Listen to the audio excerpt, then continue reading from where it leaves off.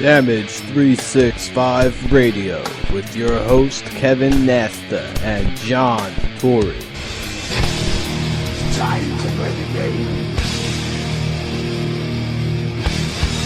Time to play the game.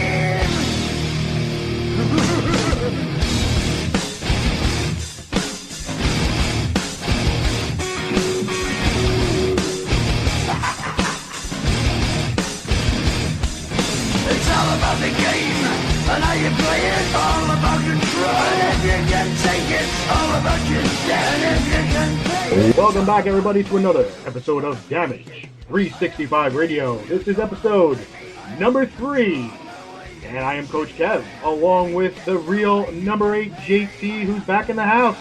I'm glad to be. I'm like the Hestrock guys. I'm back and I'm better than ever. And only once a year. That's right. We got a really good show in store today. As always, if you'd like to reach out to Damage 365 Radio, you can.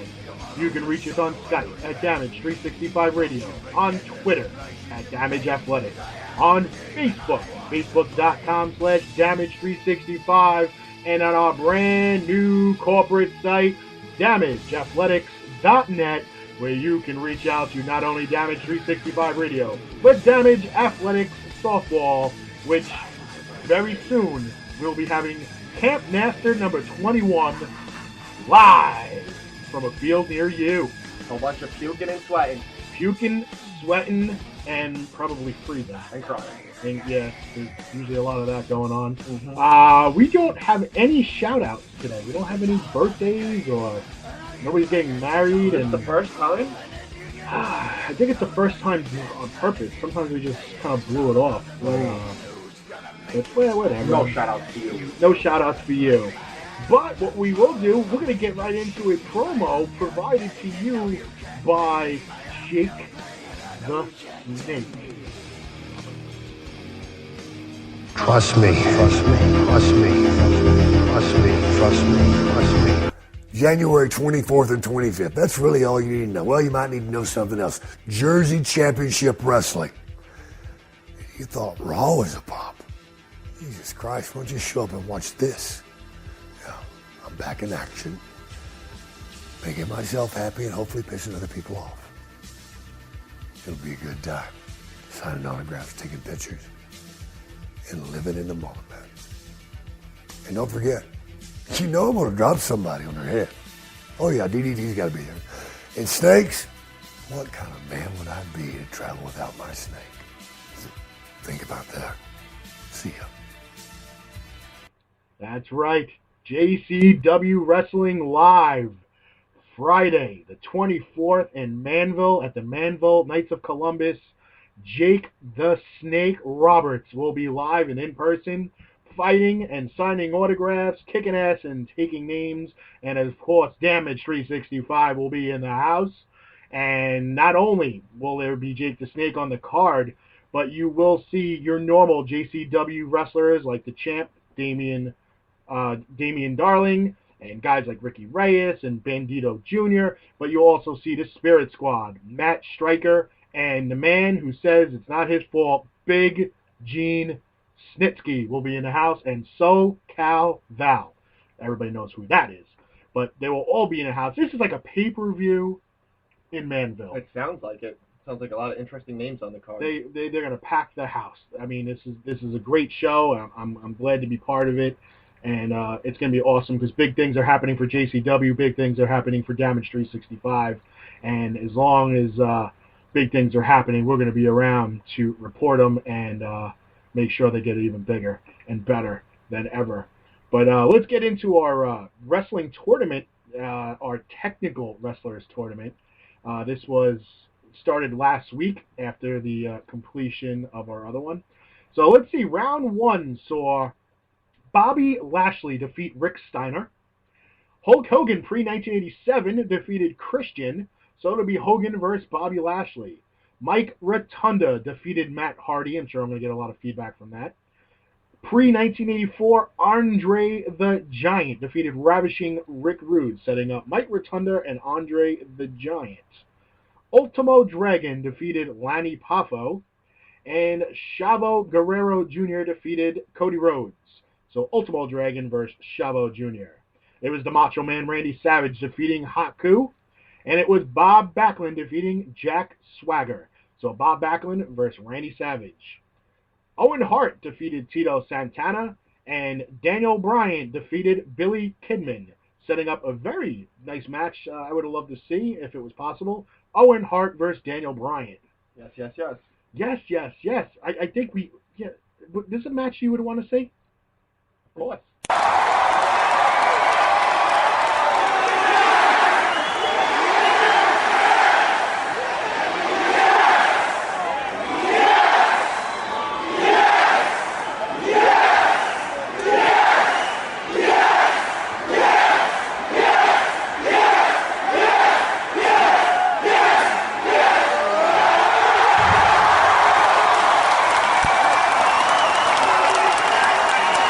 Well, the fans are into it, so I guess they want to see it. Apparently a lot of people want to see it besides me, too.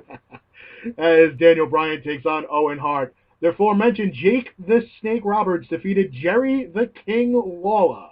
And Harley Race defeated Rob Van Dam, setting up Harley Race versus Jake the Snake. It was Rick Martel defeating Flying Brian Pillman. And it was Finlay defeating Don Morocco. So it'll be Rick Martel versus Finlay. Moving on, it was Arn Anderson, Double A, the Enforcer, defeating Edge. And it was Dean Malenko defeating Scott Steiner, pre-Popper Pump. Scott Steiner, pre-steroid abuse, Popper Pump. It was Arn Anderson versus Dean Malenko. It was Kurt Hennig defeating Taz. And Bret the Hitman Hart defeating Eddie Guerrero. So it'll be Mr. Perfect versus Bret the Hitman Hart. It was Ted DiBiase Sr. defeating Jeff Hardy. And the Iron Sheik defeating MVP.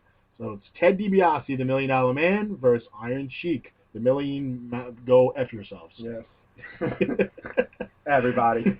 Ricky the Dragon Steamboat defeated Johnny Rods. And it was Dustin Rhodes, that would be Goldust, defeating Rey Mysterio Jr., setting up the Dragon versus the Dust. Larry Zbyszko defeated Mr. Wonderful Paul Orndorff. And it was Ron Garvin, Rugged Ron, defeating Ken Shamrock. It'll set up Larry Zbyszko versus Ronnie Garvin. Pre-NWO, Scott Hall. That guy. He is that guy. Yes. Razor Ramon. Defeating Lance Storm. And it was Shawn Michaels knocking off Chris Jericho. So Y2J is Y2 out, as it's Shawn Michaels versus Scott Hall. CM Punk knocked off X-Pac, and it was Kurt Angle, the American, knocking off the Canadian Killer. Bye-bye. Kurt Angle takes on CM Punk. Pre-1995, Ric Flair, defeated William Regal. And it was the Dynamite Kid knocking off Jacques Rougeau. So it's Dynamite Kid versus Ric Flair, pre-1995. Lou Thesz lost to Brock Lesnar. So Brock Lesnar knocks off the legend Lou Thesz, and he will take on Tully Blanchard, who defeated Greg the Hammer Valentine. And that is our bottom bracket. Tully Blanchard taking on Brock Lesnar. So round one is complete of our Best Technical Wrestlers tournament. And I think round one was pretty classic. I think round two is going to be pretty damn good. So much for my picks. Yeah, so much for your picks. Taz, Lance Storm. The guy. First round bye-byes. First round bye-byes. And let's get into, because this is going to lead into some of our discussion, but let's go to the first pick of this year's Hall of Fame.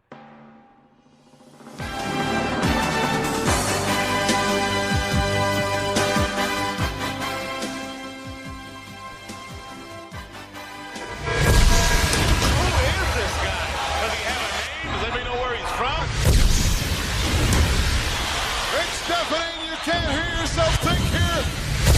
Here he comes. He's running. When you hear this explosion, as soon as they hear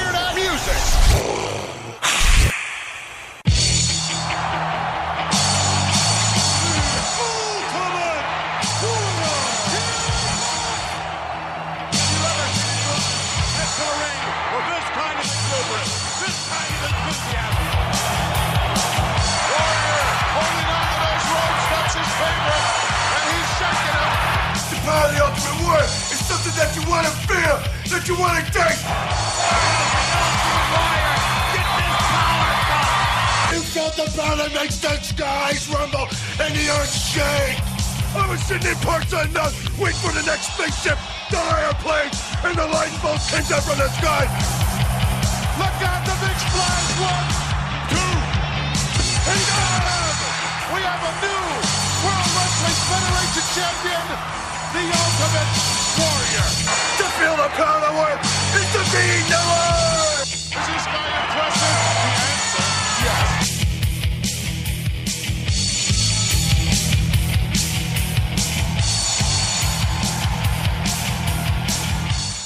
Yes, sir, we promised you a great main event here tonight. Andre, the China. Hulkamania is running wild. My God, what a run! If not, the world is watching. And we're back, as you heard or saw on Monday Night Raw. The Ultimate Warrior is now the first announced inductee into the WWE Hall of Fame the night before WrestleMania 30. And a lot of people had a lot of things to say about that. Mainly the question of who will induct the Ultimate Warrior at WrestleMania. Who do you feel that will be? I have a couple of scenarios that could happen. I say number one, and a lot of people said this might not happen because of the bad blood between the two in the last couple of years. But you know what? There was some bad blood between the Warrior and WWE, but that seems to be all cleared up now. How about Hulk Hogan? It was Hulk Hogan that dropped the WWE title to the Ultimate Warrior at WrestleMania 6 that officially put the Ultimate Warrior on the map. Yes, he might have been on the map beating the Honky Tonk Man in 30-something seconds for the Intercontinental Championship. He was a big, big wrestler during the Golden Era, but him defeating Hogan, the only man to put Hogan's shoulders to the mat for a 3 count, winning a championship for him at WrestleMania, was a very, very, very big deal for wrestling. It was a very big deal for WWE. It was a very big deal for Hulkamania, and a very big deal for the Ultimate Warrior and all the Warriors out there. A couple of things that I like to say, other than that, maybe Sting. Maybe this is a time for Sting to come out, because early in the Ultimate Warrior's career, he was in a tag team with Sting. He was known as the Dingo Warrior. And it was Sting and it was the Ultimate Warrior as a tag team. So maybe with Sting not wrestling with a contract right now in TNA, and this whole storyline of if he loses his match, his contract extension gets ripped up, maybe it's Sting that comes and inducts the Ultimate Warrior. It's a little bit of a twist, but it could happen. Maybe it's Eric Bischoff, the man that brought the Ultimate Warrior to the WCW after he left WWE. Very possible. I mean, I don't know. I think it might be easier to get Sting than Eric Bischoff. So do I. Absolutely. How about this for a wild card? Lanny Poffo. Lanny Poffo. You say, why Lanny Poffo? Well, the Ultimate Warrior didn't have many great relationships with a lot of wrestlers in his day, but one person he did have a great relationship with was the late, great Macho Man Randy Savage. He had a great relationship with him. And maybe at a sign of respect, the Ultimate Warrior asks Lanny to put him into the WWE on behalf of one of his good friends, Macho Man Randy Savage. I can see that. I mean, that's a wild card, but it could be out there. Our buddy Felix Omido from Pipe Bomb Radio says he thinks it's going to be Hulk Hogan or maybe even Vince McMahon. But I don't think, as much of an ego as Vince McMahon has, I don't see Vince coming out and inducting a wrestler, as big as his ego is, which we know is huge. He thinks that, the WWE would rather get Sting in the Hall of Fame rather than have him come and induct somebody. But who knows? I think it's going to be Hogan. That's my main guy. I don't think it's going to be anybody else. But I guess I could kind of lean towards you there. yeah, I mean, like I said, I could see Sting. Eric Bischoff was a joke. I threw that kind of out there. And the wild card was Lanny Poffo. who really knows exactly what's going to happen with the induction. I honestly think it's going to be Hogan. I'd be really happy to see Sting do it, just because Sting really has nothing to do with WWE and he's never had anything to do with WWE. It would be nice just to see him standing at that podium and inducting the Ultimate Warrior. Speaking about Sting, Oh boy. yeah. All right, look, the guy's pushing over 50. Okay, Can you tell? there's not many wrestlers who have performed at the top of their peak level after the age of like 44 years old. I was never a huge Sting fan to begin with. I really didn't see the tremendous hype that this guy got. I think the fans gave him more hype than he really deserved. He was never good on the mic. I felt he was mediocre to good in the ring. He's not really a good technical wrestler. He's not a high flyer. And he's not really a grappler or a big, strong, muscle-bound guy. He's kind of like in the middle of everything. But he's got the look. He does have the look, and it's a look that people are going to remember for the rest of their lives. So I think he was able to adapt to different eras, which I will give him credit for. I think he was able to put personal feelings aside for many times that WCW kind of passed him by and passed on him to pass the torch to somebody else, whether it was the Ric Flair era or it was the NWO era, or even after the merger when he left wrestling for a little bit to go and then went to TNA. Look, I just watched him the other day wrestle, and watching him wrestle, it was like slow motion. He's got no lateral movement. He's very slow. He's very deliberate.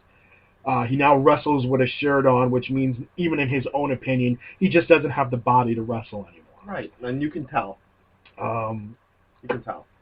And he's wrestling without a contract. You can read every dirt sheet on the internet, and this time of year, they always have Sting leaving wherever he is to come to the WWE to fight at WrestleMania, usually against The Undertaker. And I think Could you imagine? this would be Could you imagine? This would be a disaster. Might as well- Disaster. Might as well wheel the wheelchairs out. All right, first of all, The Undertaker doesn't have it anymore. Period. I'm sorry. He doesn't have it anymore. Okay? Yes, Undertaker's a legend. He doesn't have it in him anymore. Okay? CM Punk carried him the entire match last year at WrestleMania 30. It was a great match. Okay, it was a great match, but it was CM Punk that made that great. And facial expressions of The Undertaker and, him playing his character. But as far as the wrestling aspect, CM Punk carried him the entire match. And in years past, it was Triple H and Shawn Michaels and guys like that carried him. His better years are way, way behind him. Even if he does wrestle this year, to have him wrestle Sting would be a tarnish on both their legacies. Absolutely. Okay? Undertaker would go out with a black eye. Sting would go out with a black eye. It would just be terrible. And if WWE is going to do something like this, it would be nothing more than a publicity stunt to attempt to max out WrestleMania 30 tickets and to max out their card. And now with the possibility of guys like Daniel Bryan, who's suffering concussion, and he might not be at the Rumble, to do something like this rumor-wise and put rumors out there, it just might heighten the sale of the WWE Network, which is going to debut their first pay-per-view, which is WrestleMania 30. What a better way to get people to buy WrestleMania 30 by buying the network, and what a better way to get them to buy the network to have all these rumors going around that Sting is going to be at WrestleMania for the first time ever under a WWE contract. I think it would be a sloppy disaster. Yeah, absolutely. I mean, that's why they're in the business, though, to make decisions like that. Right, and with him versus anybody else would make no sense. Right. To have him face anybody else but The Undertaker would make no sense at this point. And plus, there's to build up a storyline at this point from a guy who hasn't even been around in WWE. I don't think they even have enough time. They don't have enough time. No. And like a month and a half? it would just... and it would just get into, again, it gets into the conversation I had last week with Jimbo Armstrong. What's the point of having NXT if WWE keeps bringing back over-the-hill talent, hoping to recapture their glory days?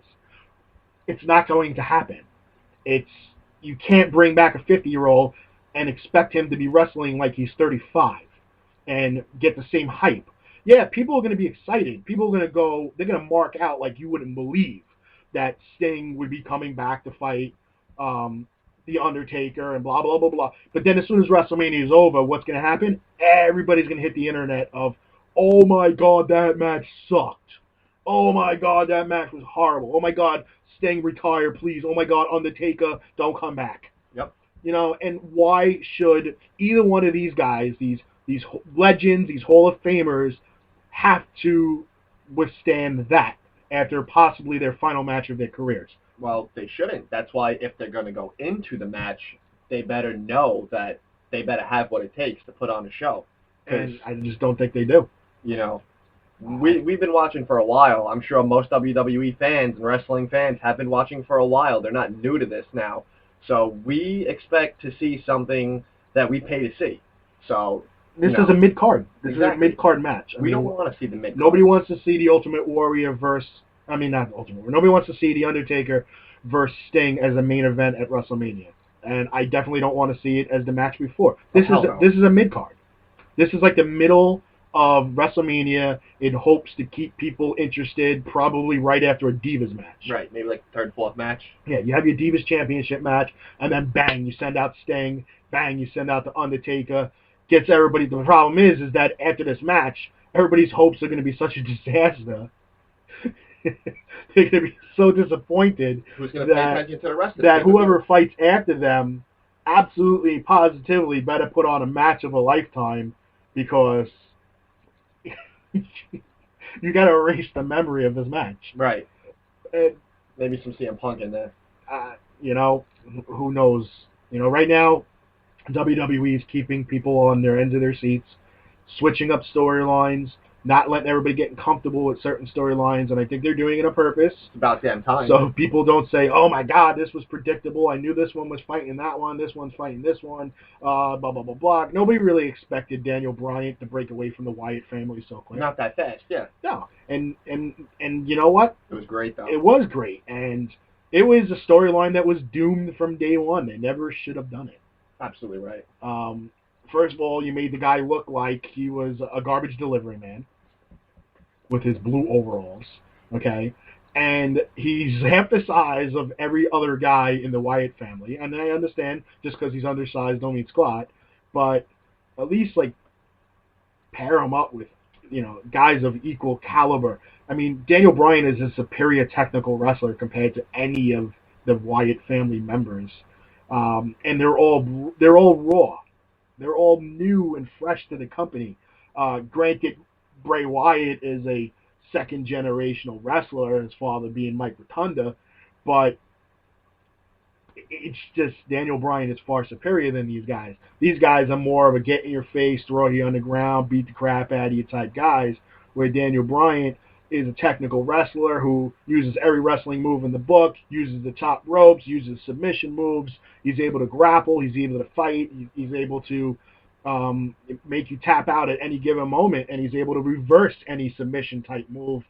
And that's what he's known for. And that's got to be one of the reasons why this didn't work too, because of the amazing differences in between. And not to mention that the crowd's still chanting yes, yes, yes when he's fighting under the flag of the Wyatt family. Right. The fans were not buying it from day one, and the crowd reaction after he broke away this past Monday Night Raw, I mean, nobody can argue the fact that Daniel Bryan right now is the number one over guy in the WWE, and he's the number one fan guy right now. Right. He's the number one fan favorite guy. And that's one of the greatest moments in Raw, too, when you look back at it on, you know, pops from the crowd. I don't think I've ever heard a stadium that loud before. I really haven't. True. Oh, we got corrected. Actually, Bray Wyatt is a third-generational wrestler. His grandfather was Blackjack Mulligan, and as we mentioned, his father was Mike Rotunda. Thank you, Felix, for that. We usually have a a correction guy at the end of the show where we post our goofs. This guy couldn't wait. But Felix wanted to expose our goof in the middle of the show. Jerk. Are you third generation? Thanks, Felix. Can't even wait for the show to be over. But as we said, our show today, we didn't even get into the fact that the Juggernaut, John Malice, will be calling us in less than 10 minutes. And we will go over some questions with the Juggernaut and find out where his wrestling career is going to take him and how he got into the business, what banner he's fighting under these days, his goals for the 2014 fiscal year, and what he's doing in the near future. And next week on the program, we're going to have the president of Legends of Wrestling, Jack Blaze, will be calling in. And right now, we'd like to welcome in our guests.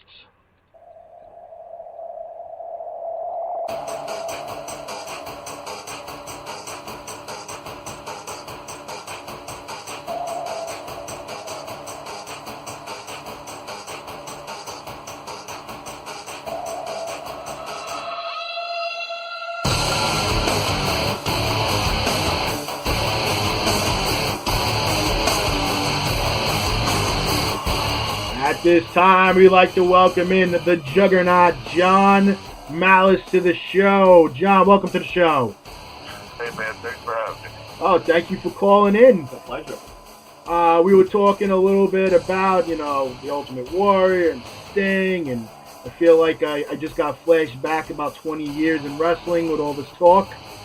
And a couple questions for you, Whitney. I mean, you're the future of wrestling, if you think about it. How did you get into wrestling? Well, like I always, wanted to be a professional wrestler since I was, a small child, man. Like just growing up as a fan of the sport, And I live in Columbia, South Carolina, which is, Fabulous Moolah is, she, well known and all over the world, but especially here. I mean, she lives here, and I found out about her school, and I went and checked it out. And, that's kind of where it went. Just went from there. I played football prior to wrestling, and then,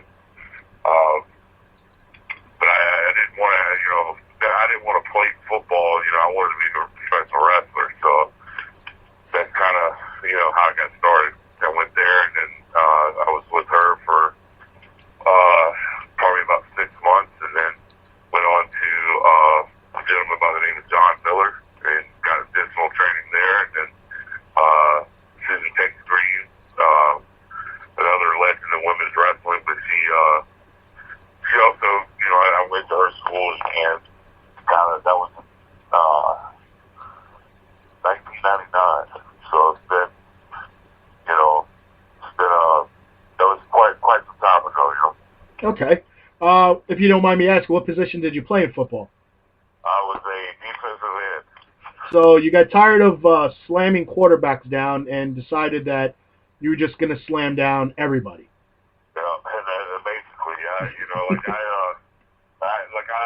that's where my heart always was with professional wrestling. I knew I wanted to do it. I just didn't know how. Football, they come to you, and they're, when you're in high school, they come to you and they're like, hey, we want you to play, and they recruit you. And where wrestling's a little bit different, you have to speak it out. So it was definitely, but once I found out how to get into it, then that was my goal there. Football was, no more. All right. Well, yeah. Well, I think it's not like professional wrestling scouts and things are going to come into your high school and recruit you to school. Wrestling is a type of business where you got to go out and get it, and you got to go out and do it. So, I give kudos to every professional wrestler at any level, whether it's indie or large market, to say, you know what, great job going out there and taking it by the horns and saying, this is what I want to do, and I'm going to do it, because, like I said, nobody's going to come to knock on your door and offer you a job. You're going to have to go out and take the job your damn self. Right, you got to put yourself on the map. Yep. You put your even back then. I mean, that's like I hate saying back then because it makes me feel old, but it's like it was, like 14, 15 years ago. Even then, it was still not as easy to find a wrestling school. Like you had to really had to sneak it out. It wasn't like there wasn't really an abundance of, like, now you can go on like Facebook or you can just Google wrestling schools and you can find stuff, or it's a little bit more accessible now. Like to get it back then, like Del Wilkes, who was the Patriot, he's the one that put me in contact with Moolah, and it was like I was just a chance meeting. I happened to I happened to run into him here in Columbia. I recognized him and just started talking to him, like, how can I do what you do? And that's kind of how it went, But back then, you kind of had to, if you didn't know anybody, it kind of, at that point, it was kind of getting to where, like, schools were kind of popping up and stuff, but it was a little harder back then than it is now, No, totally understand. Other than the fabulous Moolah, who was kind of your biggest influence after you already got involved and you were training and doing the things to get you where you are now? I'd say,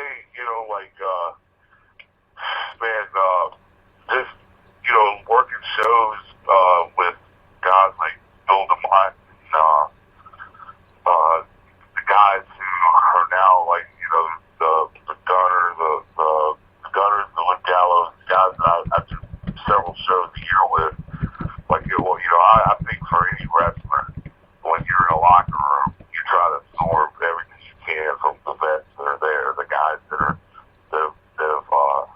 have made it, or even the guys that are just respectful on the indie level. Like, you can learn something from everybody. And so I don't know if there's like one particular person, but like, cause with Moolah, obviously, even at that stage, in 1999, I mean, she wasn't really getting in the ring with me and, like, showing me everything that way. She had another trainer there who was, she would instruct them and then they would show me. And, but with Moolah, I learned a lot about the business end of wrestling. And, that was a valuable experience in itself. But for me, I think that I learned early on to pick up what you can along, every show, every event, just whenever someone is willing to give you some advice, just reach out and grab it, take it, absorb it. And, because there's so much knowledge out there that can be learned, just gotta keep your eyes open for it, No, I agree with that. We cover a lot of indie wrestling up here in the Northeast, Jersey Championship Wrestling. We're going to be attending some other promotions like, oh man, I can't even remember. There's another Jersey promotion, and Warriors of Wrestling and Superstars of Wrestling. And, a lot of these shows, just like I'm sure the ones down in the South, have former WWE, WCW big names that are back in indie. They're not in a large market anymore, and they're great to, like, pick their brain and see what it's like in the big market. Absolutely, I think that, and another thing is like, another thing that as far as just, that I think that's a very valuable resource. Like, just like for me is I've been fortunate that I've been able to venture out in the Southeast. Like, I've been up in Chicago quite a bit last year when I worked on Resistance Pro, and like, just, when I go down, even to like Georgia or Florida or North Carolina or West Virginia, like all those areas, like, I think you can, like, different areas, styles are different, the crowds are definitely different. Mm-hmm. Like, as far as what they want out of their wrestling. And I think that learning to entertain those fans and get the same reactions that you're getting in the market that you're very comfortable with, I think that that's like a great learning experience too. Because, I mean, if you go to some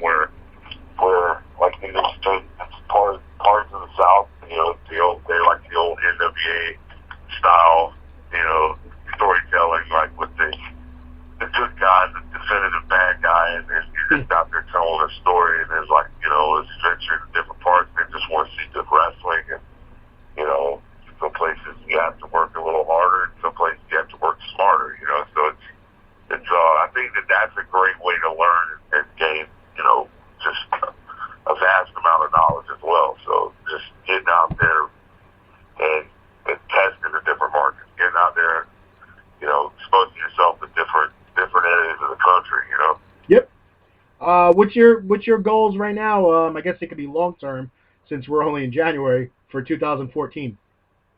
Well, I'm actually back in December. In 2013, I wrestled 150 matches. I was in 11 different states. Like I did quite a bit of traveling. I stayed pretty busy. I had knee surgery in December 12th. I had my meniscus repaired. And so my goal right now is just to come back. I've been out for almost a couple months now. And, my physical therapy and all that's going really good, and I'm on track to be back. My first event booked is for this year is working in Orlando for USA Pro, and that's February 1st. So that's like, as far as short-term goals, just get back into the ring and get back and kind of just in the routine of working every weekend and get back used to travel. Even taking a couple months off, it kind of takes a little while to get the gears going again, Yeah. So, but my goal this year is just to continue to get out there and, have this, just try to get as much exposure, that's what it's all about, to let people know who you are and making them realize who you are and make yourself noticeable, and getting out there. And I'm also, like, my goals right now is getting overseas, man. I'd love to go and work in, Japan and just different parts of the country or the world, actually, like I just that's my I guess my next goal is just international. So. Yeah, we talked to a bunch of people, Ricky Reyes, and I don't know if you ever had the pleasure of working with him. He got to wrestle in the Tokyo Dome, and he said that was one of his lifelong dreams. And he said it was one of the best things he's ever experienced in his life. So, it's a different lifestyle, it's a different wrestling style, but it's supposed to be a learning experience that'll help you for the rest of your career wrestling in Japan. Absolutely. I mean, like, and now, and right now especially, just from some of the guys that I've talked to who's been there recently, it's a good time to be there. Wrestling is still booming over there, where like some, different parts of the world, I guess, it's had walls and stuff, but over in Japan, it's a good time to be a wrestler over there. And for me, I grew up, man, I was realistic. I was always a big guy. Like, I was just realistic, as far as who I wanted to kind of follow the path of, like the guys that I wanted that kind of, based my style on and stuff like that. Your Bison Smiths, your Dr. Debs, Terry Gordy's, the guys, the big guys who are over in Japan, I love that style. Like, put two big guys over there and just have them brawl out, beat the hell out of each other. And I think it's definitely something I'm looking forward to doing, and hopefully I'll get the opportunity down the road. But right now, short term is just, get back in the ring and getting back on just in the routine of things of this kind of the go of, just get in the car, wrestling, and then or driving 4 hours to wrestle, and then go, the rest of the time another 12 to wrestle again, and, do it all over the next weekend. So that's the life. The life of the indie wrestler. yeah. You're on the road more than you're in the ring. Absolutely, and I definitely, I contribute that to my knee problems. You get in a car, or you get out there and you wrestle, and you have to get, you're crammed in a car. Yep. Especially if you're traveling, guys. I mean, it's hell on the body. That's for sure. Yeah, driving takes a lot out of you physically because of the mental aspect of just driving. You're trying to get somewhere. You're trying to get somewhere safe. You're your mind is going over your match and everything, in between. And by the time you even get to your destination, you're exhausted. Absolutely. And also, like it's just, you try, like for me, especially over the past couple of years, every time I've, like whenever I'm going to these towns, like, I mean, for so many years, I'd go to the town and like it was a city I'd want to go to, like Baltimore or Chicago or Indianapolis, somewhere like that. Like it's a place that I've always wanted to visit, but I see it as I drive into the venue, and then I see it as I'm leaving the venue. And I've always tried to also make time to kind of enjoy these, because it's all about the journey, Yeah. Like you get opportunities to travel places you wouldn't just get the car to go to. And so it's like this trying to stop and just take it in, and then, but then realize you got another town to make, and you got to get your own time. You got to make sure, everything. You got to keep your sightseeing limited. Absolutely. Whatever you see on the way to the arena. I remember we had the maps. You had to stop at every state line and get a new map for that state. And now at least we have GPS, so that's one luxury. I definitely. You were talking about feeling old. You just showed your age right there. Maps. Maps. Maps in every state line. Are you a map folder, or do you like to roll your maps? Man, we would find the town we were in, we'd kind of crumple the paper around it, and then once we got out of that state, we'd toss the map. So you never could fold it back. So Yeah, it was impossible to fold it back. That's what my dad always used to roll the maps. He was like, it's impossible to refold it. Yeah, I mean, they were only like $1 a piece, so it's like a couple bucks a piece. So it's like, what the hell if we can't get it folded back? Okay, so let's promo that Orlando card that you were talking about. When, where, what venue and all that stuff. It's February 1st. It's in Orlando, Florida. It's USA Pro Wrestling. It's at an armory down there. I don't have the information in front of me. Okay. But if they check me out on Facebook, JONMALUS. Then I share the flyer probably 10 times a day. So that'll be the next one, and then I have some stuff in South Carolina coming up after that.